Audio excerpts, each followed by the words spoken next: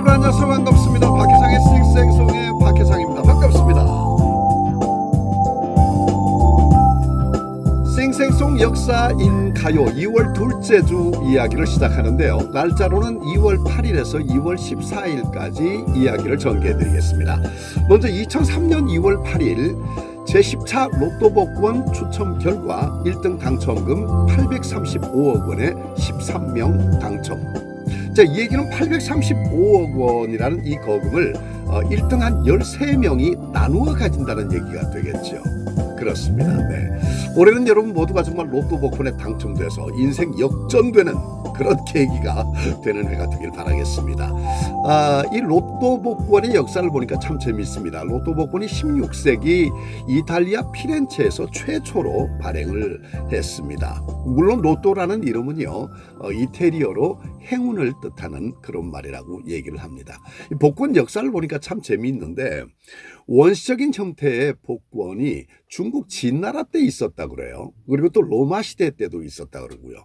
가만히 생각을 해보니까 동서고금을 막론하고 정말 그 공짜 좋아하는 거는 예나 지금이나 변함없이 똑같다, 이런 얘기를 드릴 수가 있겠습니다. 어쨌거나 올해는 정말 여러분들 로또가 꼭 당첨이 됐으면 좋겠고, 로또 당첨이 혹시나 되지 않는다 하더라도 그에 버금가는 그런 행운이 꼭 따라주기를 바라는 그런 마음으로 올 한 해 여러분 꼭 그렇게 됐으면 좋겠다는 마음을 전하면서 이번에는 2000년 2월 9일로 넘어갑니다.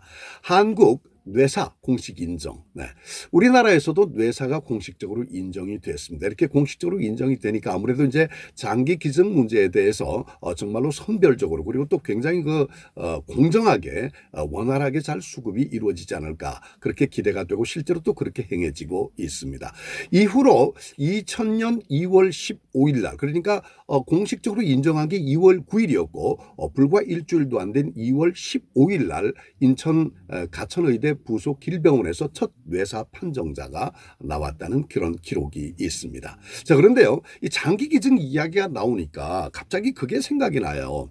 공공장소에 좀 후미진 곳, 음습한 이런 곳에 가보면 꼭 왜 딱지가 붙어 있잖아요. 스티커가 장기 판매 이런 거. 네. 이거 볼 때마다 굉장히 불쾌한 그런 마음이 드는데, 이거요, 장기 매매 알선 교사 2년 이상 징역입니다. 네, 아셔야 돼요. 자, 2012년 2월 10일 보겠습니다. 물감 제조 50년 전영탁 알파 색채 회장 별세. 그렇군요. 알파 색채구나, 회사 이름이. 알파는 워낙 많이 들었습니다. 네, 굉장히 부러워했잖아요. 학교 미술 시간에 친구들 알파 물감, 알파 그림 물감 가지고 오면. 그게 회사가 알파 색채였고 그 회장이 전영탁 회장이었습니다. 근데 물감학의 박사로 알려져 있고요. 누구보다도 색깔에 대한 조예가 깊은, 우리나라에서는 정말 국보적인 그런 인물입니다. 전영탁 회장이 그런 얘기를 했었어요. 물감을 만들겠다고 본인이 결심을 한 이후에 그야말로 색깔에 미쳐서 숱한 밤을 연구실에서 보냈다, 이렇게 얘기를 했습니다. 그렇다면 그분의 직접적인 표현 그대로 얼마나 미쳐 있었느냐 하는 걸 갖다가 한 사례를 보면 알 수가 있지요. 느끼는 바가 있어서 여러분께 소개를 하는데요. 여러분 알파 700이라고 기억나시죠? 정말 번쩍 떠오를 거예요. 그래, 그런 게 있었어. 그렇습니다. 알파 700. 이게 왜 알파 700일까요? 알파는 물론 회사 이름이니까 알파를 넣은 건 당연하겠거니 생각을 하는데, 700이라는 숫자가 어떻게 나왔을까요? 700가지 색깔? 추론해보면 당연히 그럴 수밖에 없는데 그게 아닙니다. 700이라는 것은요, 이 전영탁 회장이 내가 정말 그림 물감을 만들어내겠다, 우리나라에서 그림 물감을 싸게 공급을 하고 그렇게 해가지고 정말 싼 가격에 사서 그림 공부를 할 수 있도록 그림 물감 우리나라 것을 만들어내야 되겠다, 이런 마음을 가지고 연구에 미쳐가지고요, 연구의 횟수가 700회라고 합니다. 700회 연구 끝에 이 물감이 나오게 된 거예요. 그래서 그 연구 횟수를 거기다 붙였다고 그래요. 그래서 알파 700, 이렇게 그림 물감이 우리에게 보급이 된 겁니다. 정말 이번 말씀 표현 그대로 정말 미치긴 미쳤었던 거네요. 그렇죠? 네, 이런 열정을 가지고 있어야지 작품이 나오는 겁니다. 네. 자, 그리고 연구를 계속 거듭해가지고 1981년도는 아크릴 칼라를 세계에서 6번째로 개발을 해내고요. 또 1985년도에는 디자인 재료죠. 알파 마카펜 128색을 개발을 합니다. 현재 위상이 얼마나 높은가 하면요. 수채화 물감으로는 세계에서 최고라고 평을 얻고 있다고 합니다. 그리고 유화 물감에서도 세계 정상에 근접해 있다. 이런 자료 보도를 볼 수가 있습니다. 알파 전영탁 회장이네요. 돌아가신 날이 2012년 2월 10일이 되겠습니다. 1896년 2월 11일 고종 황제와 세자가 러시아 공관으로 피신. 아관 파천이지요. 바로 그날이네요. 네. 아관은 러시아 공관을 얘기합니다. 왜 저 러시아를 옛날 이름으로 아라사라고 불렀잖아요. 아라사. 미스터 선샤인의 왜 초기에 보면 그 1, 2, 3부쯤에 아라사라는 말이 굉장히 자주 등장해요. 이병헌의 입에서. 이 아라사가 러시아의 옛말이고요. 파천은 임금이 난리를 피해서 궁을 떠나는 겁니다. 도성을 떠나는 것을 우리가 파천이라고 얘기를 하죠. 그래서 아관 파천하면 임금이 난리를 피해서 궁을 떠나가지고 아관, 그러니까 러시아 공관으로 몸을 피해가는 거죠. 네. 2월 25일까지 피했었다고 그러니까 아관 파천 이후 2월 25일까지 그러니까 1년을 조금 넘게 실제로 러시아 공관에서 뭐라 그러나 공무를 집행을 했답니다. 거기서 정무를 봤었다고 얘기를 해요. 그런데 어떻게 한 나라의 임금이 본래 계셔야 할 그 궁궐을 떠나서 나라의 업무를, 네? 정사를 어떻게 거기 그 외국 공관에서 봐야 되는지, 그 어떻게 그 지경까지 상황이 그렇게 악화가 됐는지, 그건 이제 명성황후 씨의 사건부터 돌아볼 필요가 있습니다. 물론 그 이전부터지만 얘기하면 열받고요. 네. 1895년이죠. 10월 8일 을미사변 명성황후 씨의 사건입니다. 그 을미사변 그렇게 해서 이제 명성황후를 잇게 되지 않습니까? 참 무자비하게 고종 임금은 극도의 공포에 떨었습니다. 언제 나도 저렇게 될지 모르는 그런 상황이니까. 그래서 이 불안한 궁궐을 떠나자 이렇게 마음 먹고 러시아 공사님한테 도와달라고 이렇게 편지를 보내요. 러시아 공사는 당연히 오케이 하죠. 이쪽으로 피신을 해오겠다는데 얼마나 좋아요. 공관이니까 이건 뭐 당연히 치외 법권이니까 누가 어떻게 할 수도 없고 이 본국의 임금이 피신을 해오겠다는데 남는 게 얼마나 많습니까? 앞으로 취할 이득이 얼마나 많아요. 그러니까 그냥 뭐 두 말 없이 그냥 오케이 콜 바로 받아들인 겁니다. 그 제의를. 그리고 이제 궁궐 앞에서 기다리고 있고 문제는 이제 고종 임금께서 궁궐을 빠져나오는 건데 이 경비가 굉장히 삼엄하게 에워싸고 있던 터라 여길 빠져나오는 게 문제가 되는데 이것도 또 해결하는 사람이 있습니다. 바로 엄상궁이 나서잖아요. 그 상궁이 가마를 대죠. 그리고 저 고종 임금이 타고 그 뒷가마에는 세자가 타고 물론 가마는 두 사람이 탔습니다. 한 사람은 앞에 상궁이 앞에 앉아 있고 그 뒤에 등 뒤에 바짝 움츠리고 고종 임금이 앉고 또 세자가 앉고 말이죠. 이렇게 해서 그 가마가 상궁의 가마다 이래가지고 밖으로 나오게 되는 겁니다. 나오니까 이제 러시아 군인들이 기다리고 있다가 그대로 보위를 해가지고 공관으로 모시고 가게 된 거죠. 이렇게 이제 시작이 된 겁니다. 근데 너무 오랫동안 떠나서 이제 그곳에서 정무를 돌보니까 대신들이 가만히 있겠습니까? 들어오십시오. 마마 집 나간 마마 빨리빨리 집으로 들어와 주시옵소서. 이렇게 된 거죠.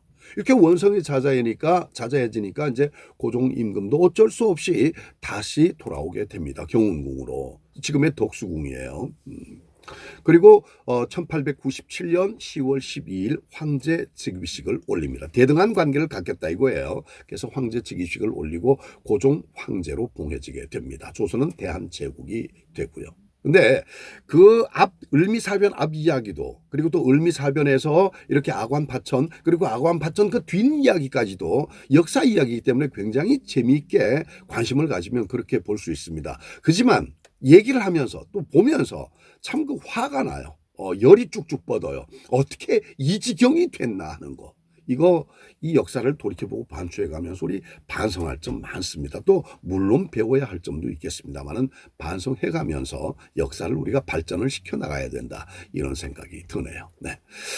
자, 1909년 2월 12일 보겠습니다. 신문관, 국내 최초 문고본 10전 총서 첫권 건리부 여행기 간행. 신문관은요, 육당 최남선 선생이 직접 설립한 근대 이인쇄소이자 출판사라고 보면 되겠습니다. 이 신문관에서 1909년에 문고본을 이제 발행을 했는데, 아무래도 돈이 없으니까 육당 최남선 선생 입장에서는, 그래도 민족의 교육자 입장에서는 그렇지 않습니까? 이 시대 청년들이 많은 책을 보고 공부를 했으면 좋겠는데, 그리고 많은 그 문물, 많은 사상, 많은 양식을 좀 이렇게 책을 통해서 얻었으면 좋겠는데 여건이 그렇지 못하단 말이에요. 없는 돈에. 그러니까 아주 싼 가격에 책을 누구나 구입해서 볼 수 있도록 10전을 주면 한 권을 살 수 있는 그런 책을 펴내고자 마음을 먹은 거예요. 문고판으로. 돈 적게 들어가는 거죠. 근데 이게 첫 문고판이 그래서 이제 건리부 여행가가 나왔다는 건데 이걸 최남선 선생이 직접 번역을 해서 나왔습니다. 그리고 그 이후에 한 권의 책이 더 나오고 이게 정말 뜻은 좋았지만 쭉 이어지질 못하고 거기서 그냥 서서히 마무리가 되어버리는 그런 수순을 밟게 되는데 참으로 좀 아쉽다는 그런 생각이 들죠. 그렇지만 이 책이 한국 문고본 출판의 첫걸음이다. 이렇게 역사적으로 평가를 받고 있습니다. 자, 1999년 2월 13일 영화 쉐리 서울극장 개봉, 국내 최다 관람객 기록. 이거 정말 대단했었습니다. 이 국가적인 화제였었어요. 우리나라가 정말 영화 산업이 완전히 도약할 수 있는 발판이 된 그런 영화였었거든요. 이게 얼마나 큰 화제였었냐면 당시 상황에 떠있던 그 SNS 글들만 봐도 충분히 그때 상황을 어느 정도 화두였는지 짐작을 할 수가 있습니다. 그 타이틀을 제가 몇 개를 뽑아봤습니다. 한국 첩보 영화는 쉬리 전후로 나눈다. 그렇습니다. 맞습니다. 한국의 첩보 영화 하면 쉬리 이전과 이후로 나눈다. 아주 적절한 그런 풀입니다. 맞는 말씀입니다. 자, 그리고 또 한국 영화 전성기의 시작. 그것도 맞는 말씀입니다. 일찍이 없었던 600만 명 이상의 64만 명으로 집계가 됐거든요. 그 많은 관객을 동원할 수 있었다는 거, 이 영화의 저력을 보여준 거고, 우리 민족들이 얼마나 이런 뭐라 그럴까요, 예술의 총집합제라고 일컬어지고 있는 영화에 관심을 많이 갖고 있는가, 또 영화를 얼마나 흥미롭게 대하는가, 이런 모든 것들이 그대로 보여진 사례 아니겠습니까? 이후로 우리는 1000만 관객을 바로 그냥 점령을 해나가기 시작해요. 그러니까 당연히 한국 영화 전성기의 시작이다. 굉장히 맞는 표현이죠.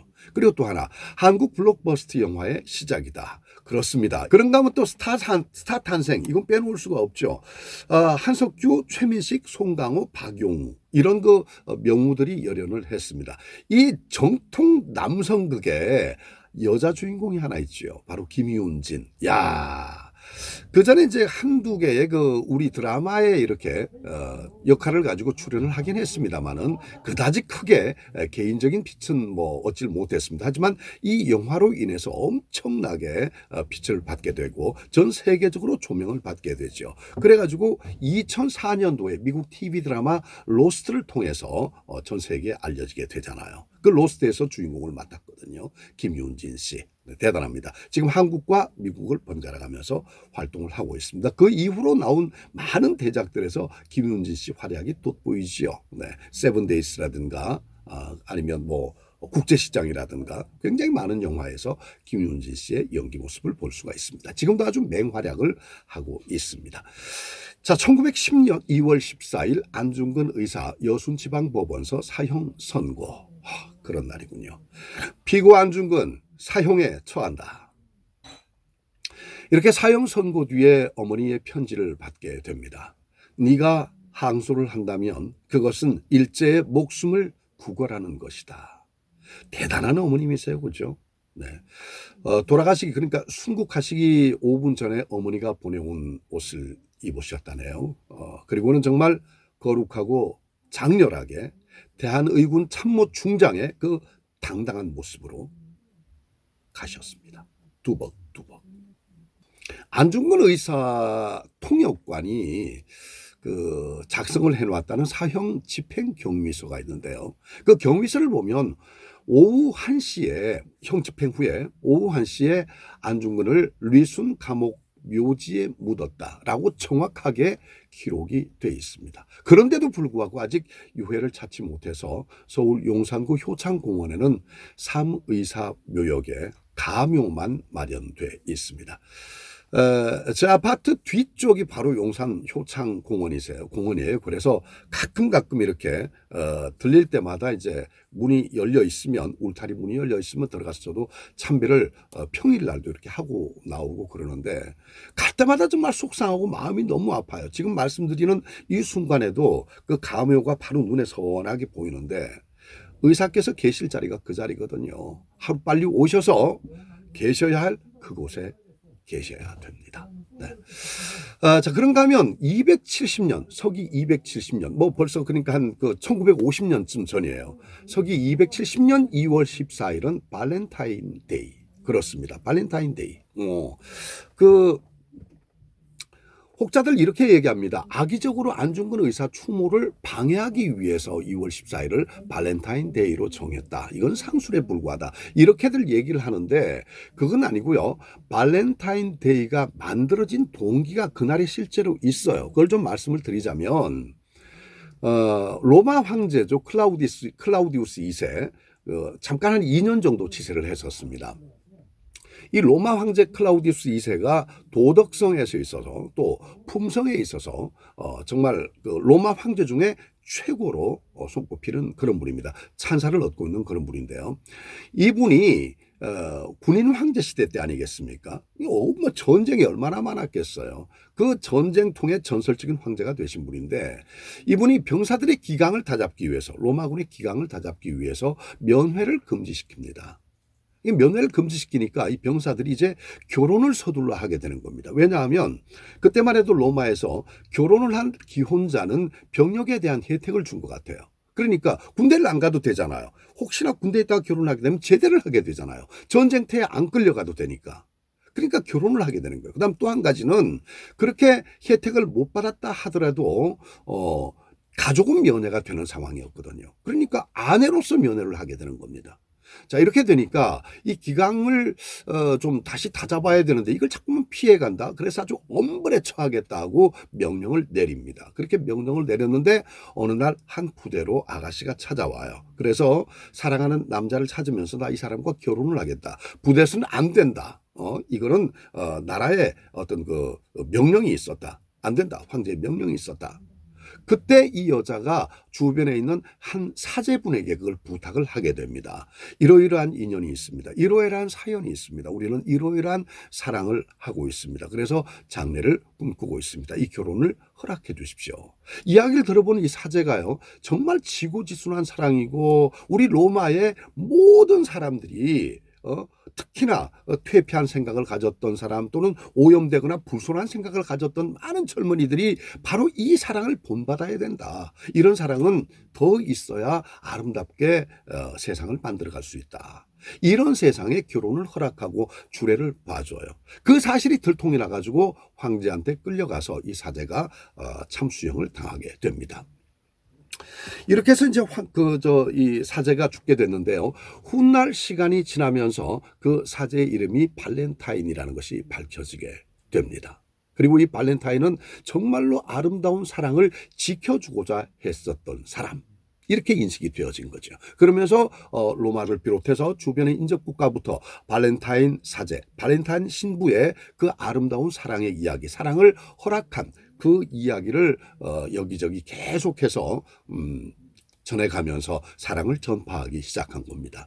젊은이들 사이에 사랑, 그렇게 아름다운 사랑을 지켜준 발렌타인, 바로 우리가 마음으로 숭배를 해야 될 사람, 우리에게 신앙 같은 사랑을 전해준 사람, 이렇게 이제 숭배받기 시작한 거죠. 숭상하기 시작한 거죠. 그러면서 사랑처럼 달콤한 초콜릿을 선물하는 그런 날. 뭐 이렇게 이제 정해지면서 발렌타인데이라는 것이 바로 이 발렌타인 신부를 추모하는 날로 기정사실화 되어버린 겁니다. 다시 말씀드리지만 발렌타인데이는 성 발렌타인 신부의 처형을 기념하고 그 사랑을 기리기 위한 그런 날이다.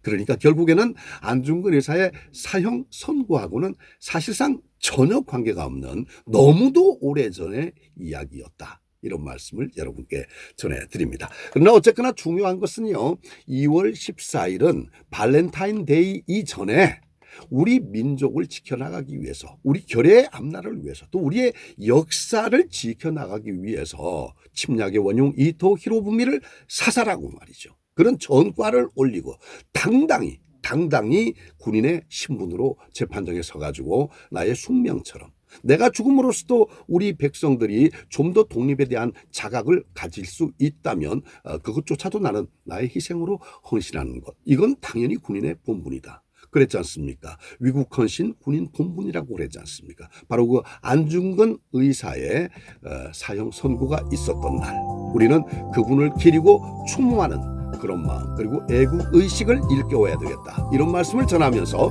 오늘 이야기 마무리하도록 하겠습니다. 자, 이제 박혜상의 싱생송 역사인가요 3회를 남겨두고 있습니다. 구독해 주시고 다음 주를 또 기대해 주십시오. 고맙습니다.